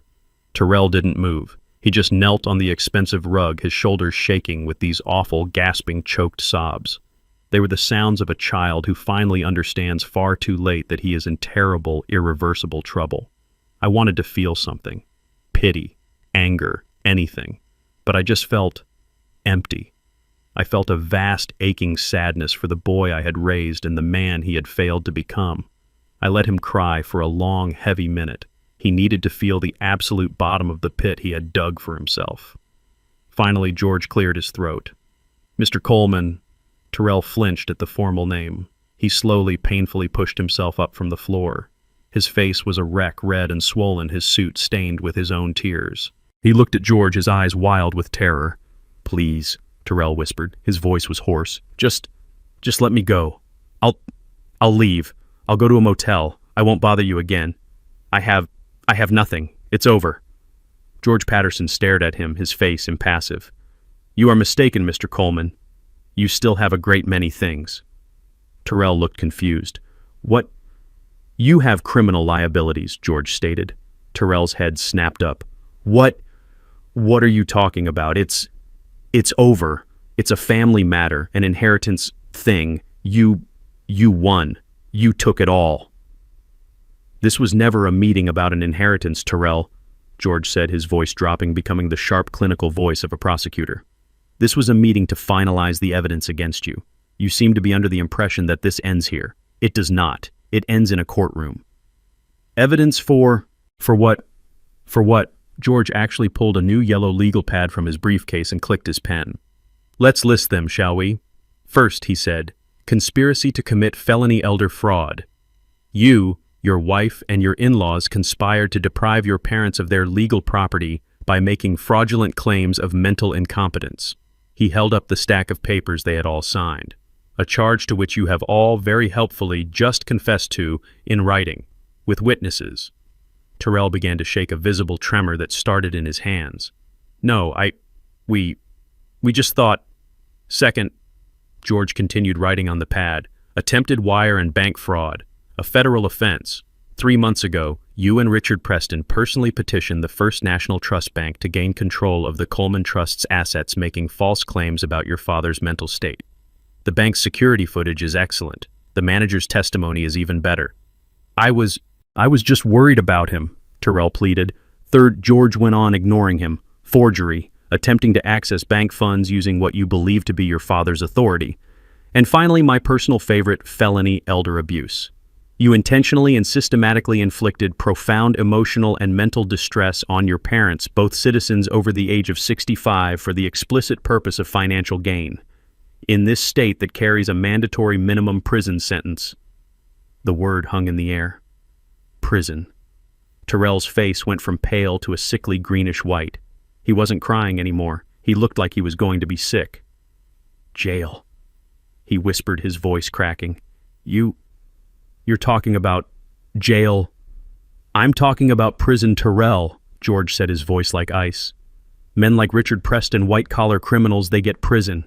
But men like you who gamble away $750,000 and then try to defraud their elderly parents to cover it up. Judges are not kind to men like you." Terrell's legs buckled and he collapsed back into the nearest chair. He didn't look at George. He didn't look at Diane. He turned his wide, terrified, pleading eyes to me. "Dad," he choked out. "Dad, please. You wouldn't." He stumbled out of the chair and fell to his knees in front of me. He grabbed the legs of my new suit. "Dad, please. You wouldn't send your son to prison. You wouldn't do that. It was Heather. It was her parents. They put those ideas in my head. They told me it was normal. I was desperate. I love you, Dad. I've always loved you. Please don't do this." I looked down at the 38-year-old man sobbing at my feet. "You love me," I repeated. The words felt like gravel in my mouth. "You tried to have me declared insane and locked away in a nursing home, Terrell. Is that what love looks like to you? You stood in my kitchen in my house and you told me I should just accept being moved to the basement. I didn't," he sobbed. I was scared. You were greedy, I said. And now you are pathetic. You asked me if I would send my son to prison. Let me ask you, would a son try to send his father to a mental asylum? You already have my answer. You gave it to me yourself last night. I looked at George. George, is there a way for him to avoid this? Terrell looked up, his face slick with tears, a new, desperate hope flooding his eyes. Yes, George said. As I told Mr. Coleman before this meeting, he is conditionally merciful. He is willing to instruct my office not to forward this entire beautiful airtight file to the district attorney's office. Anything, Terrell cried, still on his knees. I'll do anything, Dad, I swear, anything. On one, George said, very specific set of conditions. They are absolute, they are non-negotiable. Do you understand? Terrell nodded frantically. Yes, just tell me. First, George said, you will sign the full and detailed confession of your actions, which my team has already prepared based on the document you signed earlier. Second, you will sign the divorce papers we are drafting right now, citing irreconcilable differences and waiving all claims to any community property present or future. Third, you will agree to a permanent 500-mile restraining order against Heather Preston and her parents. We must ensure you are never again under their toxic influence. Yes, I'll do it, Terrell said, nodding, grabbing at the chance. Is that it? I'll sign it all. I'll do it right now. And fourth, George said, his voice dropping, the most important condition, the one that Mr. Coleman, your father, designed himself. Terrell was still on his knees, looking up at George, waiting for the final blow. He was a cornered animal ready for anything. But before George could speak, Diane held up her hand. Wait, George, just wait. She had been silent, a ghost in the room, absorbing every awful revelation. Now she stood up from her chair. She walked past me, past Monique, and stood over her son. I expected to see her usual softness. I expected tears. But her face was hard. It was the face of a mother who had been betrayed to her very core. Before we talk about conditions, she said, her voice shaking but clear, I need to know one thing. Terrell looked up at her, his face a mess. Mom, anything. Why? She asked. It was the simplest question in the world and the most complicated. Just why we loved you, Terrell. We gave you everything. We worked so hard. Your father, he built this legacy, this secret to protect you. And you tried to destroy him. You looked at us, your own parents, and you saw what a burden, an obstacle. What did we do? What did I do to make you hate us so much?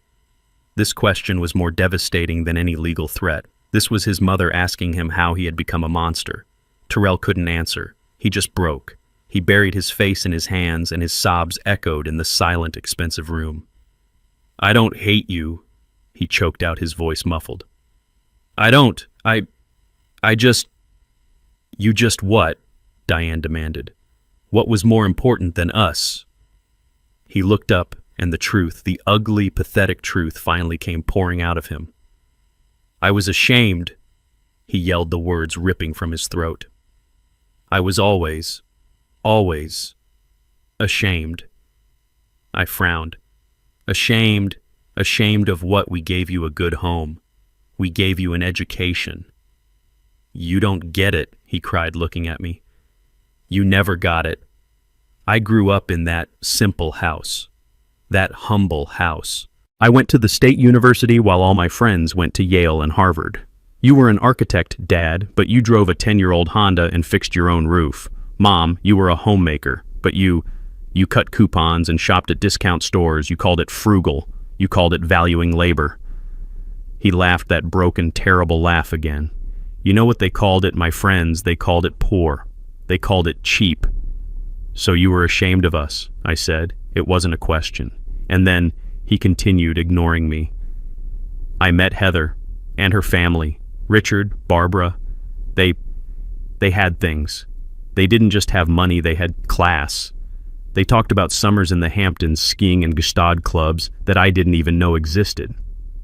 They were better. They are criminals, Monique said, speaking for the first time. I didn't know that then, Terrell screamed at her. I just knew they were everything I wasn't. I wanted to be one of them. I wanted Heather. And to get her, I had to lie. I told her you were old money. I told her you were eccentric, and that you were modest by choice, but that you were secretly loaded. He looked at me, a bitter irony in his eyes. Turns out, I wasn't even lying, was I? You were loaded. You just never told me. The lie just got bigger. He went on, his voice dropping to a whisper. I had to buy her the ring. I took out a loan. I had to take her on vacations we couldn't afford. I took out another loan. Then I had to keep up. The condo, the car, the dinners, and the betting. I thought I could make one big score. Just one. Pay it all off. Live the life I was pretending to have. But you didn't win, I said. I never won, he whispered. I just lost, and lost, and lost.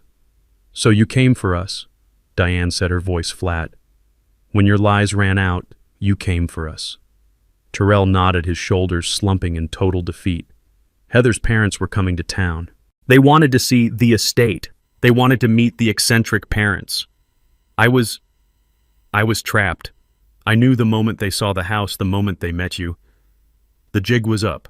They would see you just as you were. Simple. And you couldn't have that, I said. No, I couldn't. So the plan to declare me incompetent, it was Richard's idea, he said, grabbing at the excuse. He said it was a standard high net worth move, that it was estate planning to protect the assets from erratic decisions. I went along with it. I thought, if I could just get control of the money, I could fix everything before you even knew it was gone. And when that failed, I pressed. What was the plan last night, Terrell? He wouldn't look at me. He looked at the floor. Tell me. It was desperation, he mumbled. Heather and her parents. They said we had to take control, that you were an obstacle, a burden. They said if we moved in, took charge, showed you that we were the ones in control, you would just give up. Give up, Diane repeated, horrified. You were trying to break our spirits. We were going to sell the house, he admitted.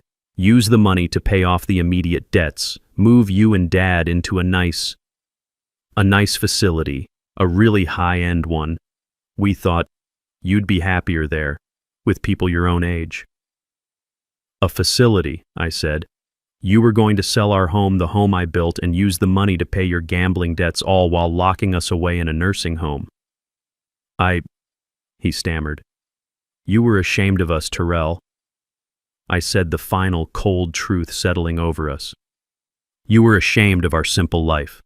So you decided to steal it, sell it for parts, and throw us away, all to impress a family of thieves and frauds.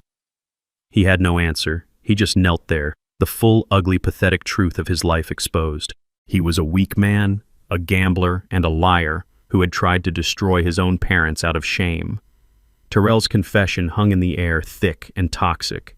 He was still kneeling on the floor, a broken 38-year-old man who had just admitted to throwing his entire life away because he was ashamed of us. He was ashamed of our love. Diane, who had been standing over him rigid with a mother's pain, slowly raised her right hand. I saw it coming, but I did nothing to stop it. The sound of her palm connecting with his cheek echoed in the high-ceilinged room. It was not a gentle tap. It was a hard, sharp slap that snapped Terrell's head to the side. That, she said, her voice trembling with a fury I had never heard from her in 45 years. That is for making me cry. That is for the terror you put us through. That is for standing in my kitchen and planning to throw your father and me into the basement. Terrell didn't even flinch. He just stayed there, his head bowed, the red mark blooming on his cheek.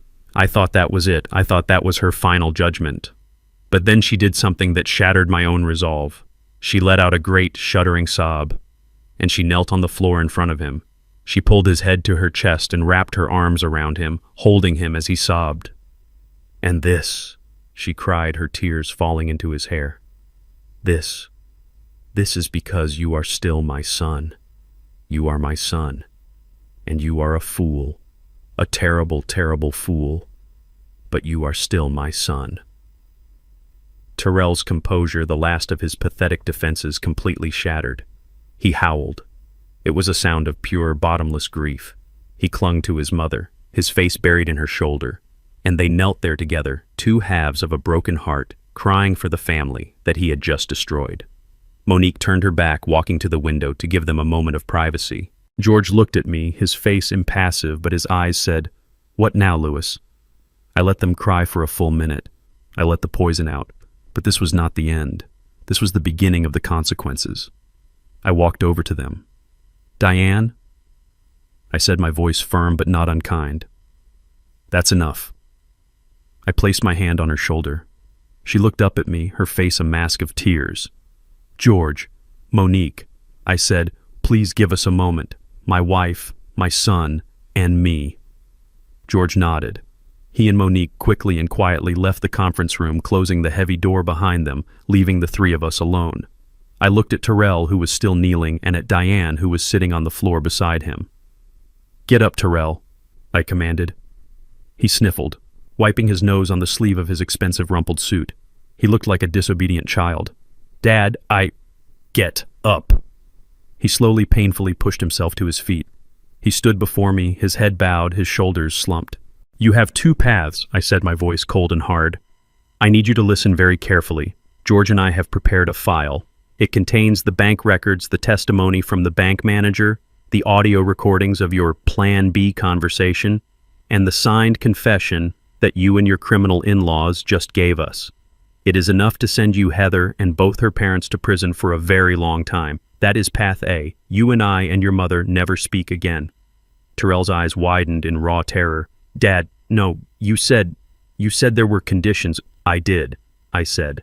"And that is path B. You will avoid prison, Terrell. You will not face criminal charges from me, but you will pay for what you did. You will pay in a way that you finally understand. And these conditions, they are not negotiable. You will agree to all of them right here, right now, or I will call George back in here and he will walk that file straight over to the district attorney's office. Am I clear?" Yes, Dad, clear," he said, nodding frantically, his eyes desperate. "Anything, I'll do anything." "Good." I began to pace. "First, you will go into treatment, not just therapy. You are a gambler. You have an addiction. You will check into a 30-day inpatient program and you will follow it with outpatient meetings for as long as the doctor deems necessary. Am I clear?" "Yes, Dad." "Second, you will find a job. I don't care what it is. You can sweep floors, you can flip burgers, you can drive a truck. You will earn a paycheck with your hands. And with that paycheck, you will begin to pay back the $750,000 you owe, not to me, to the trust. You will pay it back with interest. You will not receive one single penny from me or from your mother or from the trust. Your inheritance is gone. Forever. Am I clear?" He swallowed hard. The reality of a lifetime of debt, of working-class labor, was hitting him. But he looked at me at the prison door waiting on the other side, and he nodded. "Yes, I understand. I will."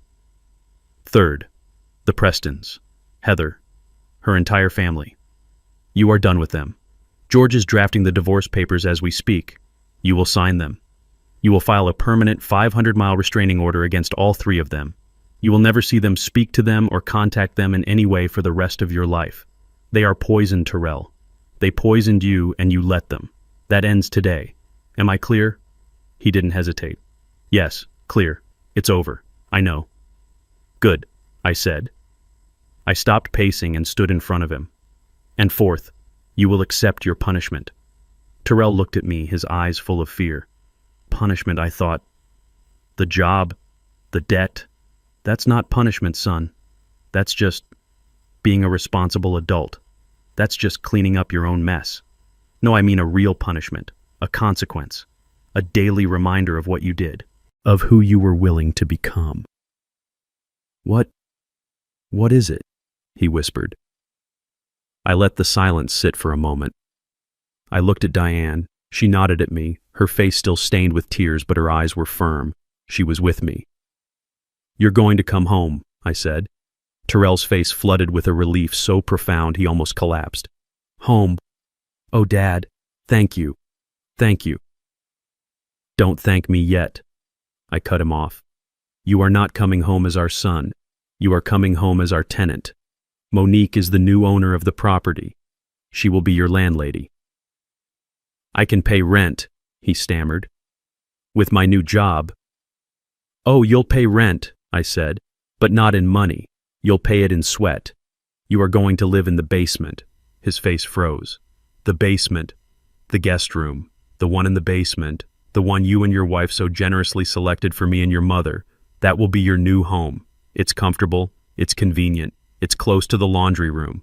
And as you so rightly pointed out, one person doesn't really need all that much space. You will live there. And in exchange for rent, you will be the property's live-in handyman. You will fix the roof, Terrell. You'll unclog the drains. You will paint the fences. You will cut the grass. You will learn with your own hands what it takes to maintain the very house you were so ready to steal and sell.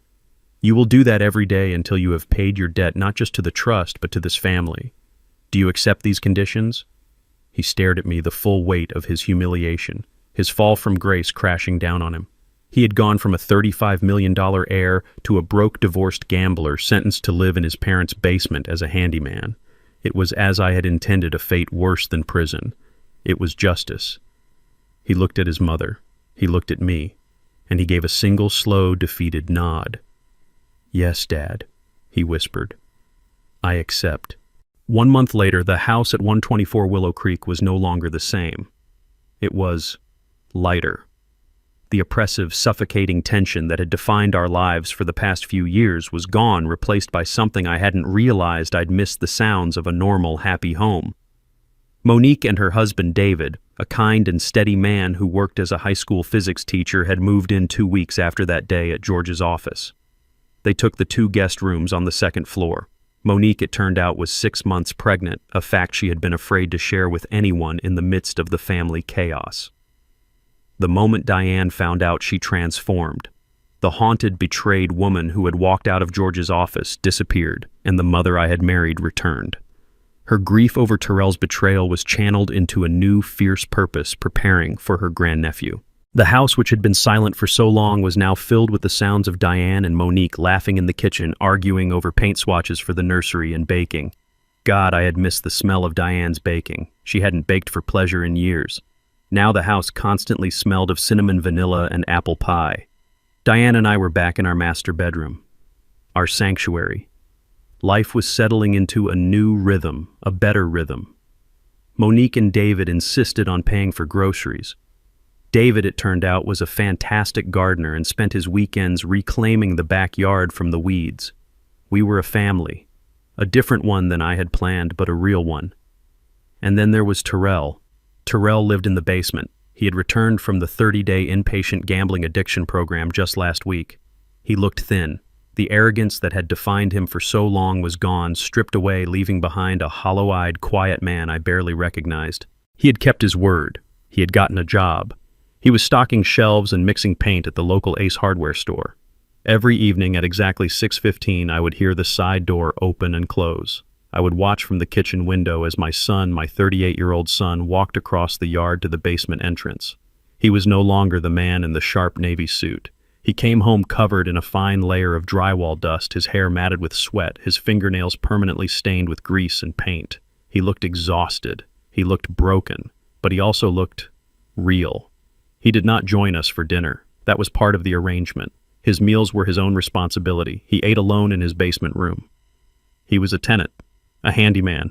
He was serving his sentence. I did not speak to him, and he did not speak to me. We coexisted in the same house, 2 separate worlds. Diane would look at me, her eyes pleading, asking me to say something, to offer some small comfort. But I held firm. This was not a wound that could be healed with a simple, "I'm sorry." This was a debt that had to be paid in full with sweat and humility and time. This evening I was in the kitchen while Diane and Monique were upstairs. I was pouring myself a glass of water when I heard it, drip, drip, drip. The sound came from the kitchen sink, a steady, annoying, persistent leak from the faucet I had installed myself 15 years ago. I sighed. I looked at the drip, then I looked at the clock. 6:13 p.m. I waited. At 6:15 on the dot, I heard the side door. I watched Terrell walk past the window, his head down, his shoulders slumped, carrying his lunchbox. I dried my hands and walked to the basement door. I opened it and walked down the stairs. The room was clean, sparse. A single bed neatly made, a small desk, a hot plate in the corner. Terrell was standing in the middle of the room just taking off his heavy paint-stained work boots. He froze when he saw me. He looked like a startled animal. "Dad," he said. His voice was hoarse. "The faucet," I said, my voice flat all business. "The one in the kitchen, it's leaking. A seal is probably worn out. I need you to fix it." Terrell just looked at me. For a second, a flash of the old arrogant Terrell sparked in his eyes. The marketing director who didn't fix things. The man who hired people. I met his gaze unblinking. The spark died. He looked down at his dirty hands. "Okay," he said quietly. I'll need to go back to the store tomorrow. Get a new O-ring set for that model." "Fine," I said. "See that you do. Monique needs the kitchen for dinner." I turned to leave. I was halfway up the stairs when I stopped. I didn't turn around. "Your mother," I said, my back still to him. "She made that chicken cacciatore you like. There's a plate saved for you on the stove." I heard a sharp intake of breath from the room below. I waited. I heard a sound, a small choked noise. "Thank you," he whispered. His voice was thick. "Please, tell her thank you." I stood there for a moment longer, my hand on the railing. I was not ready to forgive him. I was not even close. But I knew what I was seeing. "You're paying your rent, Terrell," I said, still not looking at him. "You're getting your hands dirty. You're doing it on your own." I paused, and the final words came out heavy with the weight of everything we had lost and everything that was still broken. "For the first time in your life, you're doing it on your own." I walked up the stairs and closed the door, leaving him alone in the basement with his tools and the dinner his mother had saved for him. The phone rang 2 weeks later. It was George. His voice was crisp, efficient, and held a note of finality. "Lewis," he said, "I wanted to give you the final update on the Preston side of things. It's officially over." I was sitting at my kitchen table nursing a cup of coffee. Through the window I could see Diane and Monique in the backyard, sitting on the porch swing, talking animatedly about the baby that was on the way. "What happened, George?" I asked, my voice calm. "Richard Preston," George began, "was arrested by federal agents an hour ago at his golf club, right on the 9th hole." I closed my eyes. Justice. "The SEC investigation we uncovered was the final nail," George continued. "He wasn't just borrowing from his clients, Lewis. He was running a full-blown Ponzi scheme. He's looking at 20 years minimum. He's not getting out." I thought of that arrogant, condescending man who had laughed in my face and told me I was irrelevant. He was a man who measured everyone by their bank account, and his, it turned out, was built on pure fantasy. "And his wife Barbara?" I asked. "Completely wiped out," George replied, and I could hear the grim satisfaction in his voice. "Every account she had was tied to his fraudulent business. The house has been seized by the feds. The cars are gone. She's currently living in a Motel 6, according to my investigator. She's functionally bankrupt. Worse," George added, "she had the audacity to try and call my office demanding that the Coleman Trust pay for her legal fees. She claimed she was a victim of my aggressive tactics." "What did you do?" "I sent her a bill," George said flatly, "for the emotional distress she caused my clients, Mr. and Mrs. Lewis Coleman. She won't be calling again. The Prestons Lewis are finished, socially, financially, and legally. They flew too close to the sun and they got burned." I felt a quiet sense of order settle over me. It wasn't joy, it was just completion. "And the daughter?" I asked. I couldn't bring myself to say her name. "Ah, yes, Heather. She's been busy," George said. "How so?" "She filed for divorce immediately, just as she had threatened. Her lawyer, a real shark from a downtown firm, filed a motion to seize all of Terrell's assets as emergency alimony. She was still convinced, even after everything, that the $35 million was hiding somewhere. She was convinced that we were just playing an elaborate game." "What happened?" I asked, though I could guess. George actually chuckled, a dry, humorless sound. "It was anticlimactic. We had Terrell submit his last 3 pay stubs from the Ace Hardware store. We provided a notarized copy of his new lease agreement for the basement room. We showed his bank account, which currently has a balance of $212.48. I pictured Heather's face. "Her lawyer," George said with deep satisfaction, "quit the case this morning.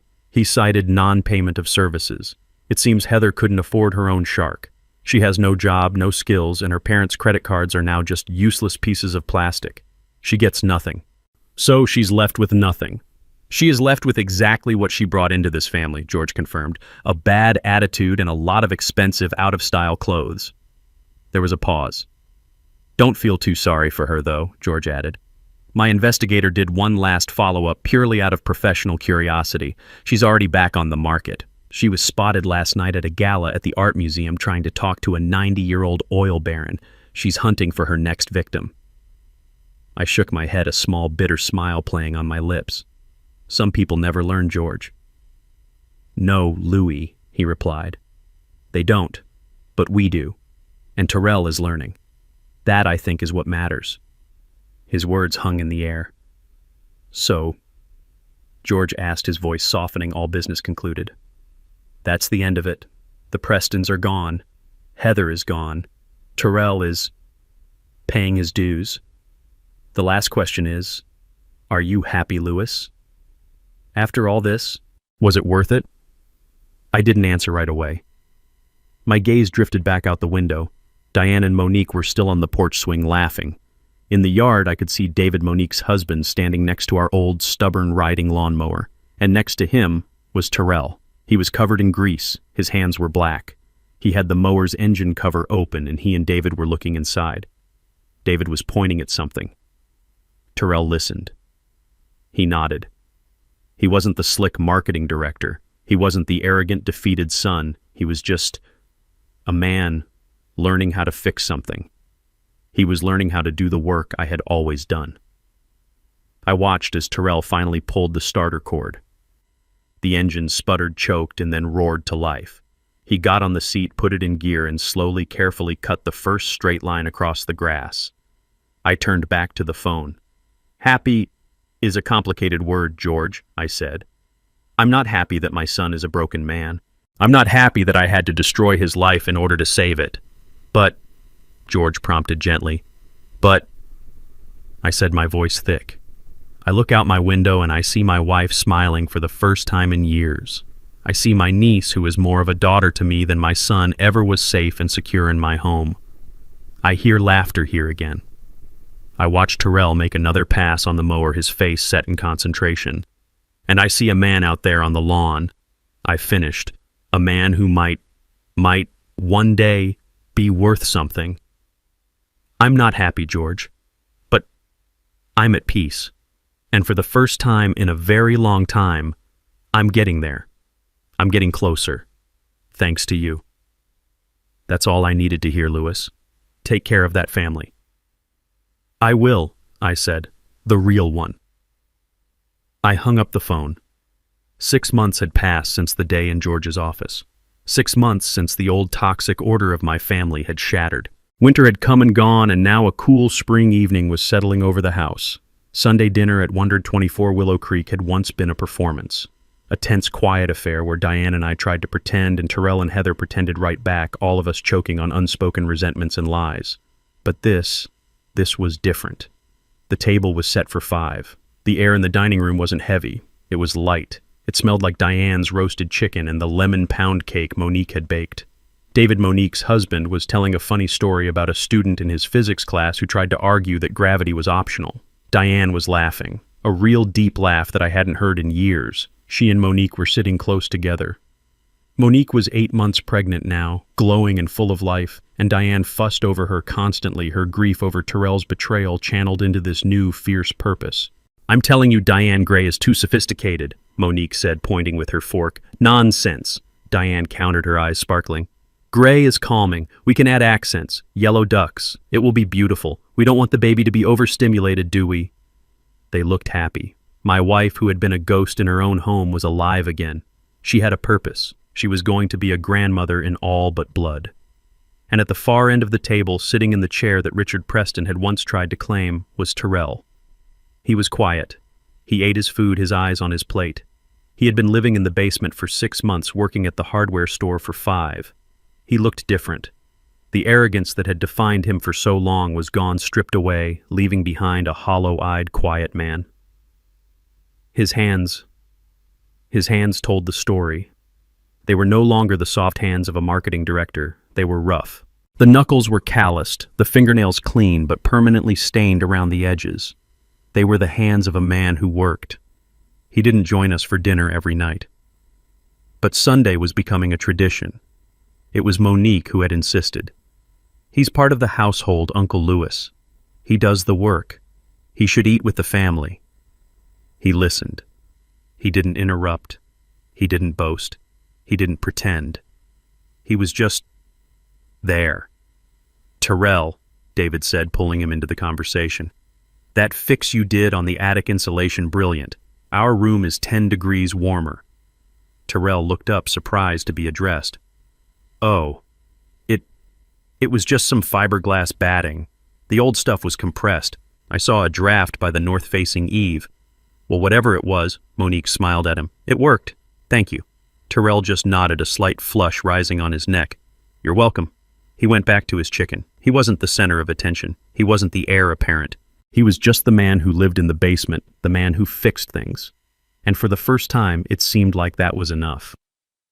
After dinner, Diane and Monique started clearing the plates, arguing over who got the last piece of cake. David went upstairs to read. I did what I always do. I went to the front porch. The air was cool, crisp. The smell of spring azaleas. I sat in my old rocking chair, the one my own father had built, and looked out at the quiet street. 124 Willow Creek. It was my house again. I heard the screen door creak open and close behind me. It was Terrell. He stood awkwardly by the door for a moment, his hands twisting in the pockets of his clean jeans. He looked nervous. "Dad," he said. His voice was quiet. "Terrell," I replied, not turning. I just kept rocking. He walked over and stood in front of me, blocking my view of the street. He looked smaller, not diminished, just human. Can I talk to you for a minute?" "I'm listening." He took a deep breath. His rough hands were shaking slightly as he pulled them from his pockets. In his right hand he held 2 envelopes. They were standard white business envelopes, slightly crumpled. This is the first one," he said, holding out the first envelope. It was thick. It's the rent for the basement room. I'm 2 days late. I'm sorry, my paycheck didn't clear until this afternoon." I looked at him. I looked at the envelope. His rent, as I had stipulated, was his labor, his work on the house. This was something else. "What is this?" I asked. "Monique and David, they're having a baby," he stammered, not meeting my eyes. "The work I do, it's fine for the house, but they need money. For diapers, for things. It's my paycheck from the hardware store, all of it. For this month. It's $512. Please, tell Monique it's for the baby." I held the envelope. $500. The man who gambled away $500,000 was now handing over his entire hard-earned paycheck. "All right," I said, placing it on the small table beside me. "I'll give it to her." "And," he said, his voice dropping. He held out the second envelope. This one was thin. This is the other thing." I took it. It was lighter. "It's not much," he said, his voice full of a shame that was different from before. This wasn't the shame of being poor. This was the shame of being a debtor. It's $100. It's all I could save after the rent. But it's the first one." I frowned. "The first what?" "The first payment," he said, finally meeting my eyes. "For the $750,000. I know it's just a drop. I know it will take forever, but it's a start. $100. I'll have another 100 next month, maybe more if I get overtime." He stood there exposed, offering this pathetic, powerful gesture. I held the small envelope in my hands. $100 against a debt of $750,000. It was nothing. It was a joke, and it was at the same time the most valuable payment I had ever seen. I looked at the envelope, then I looked up at my son. "You're right," I said, my voice thick. "It's not much. At this rate, it will take you more than 600 years to pay this off, Terrell." He flinched, but he didn't look away. He didn't make an excuse. He just stood there and took the truth. "I know, sir," he whispered. I slowly, deliberately put the envelope with the $100 into the breast pocket of my shirt right over my heart.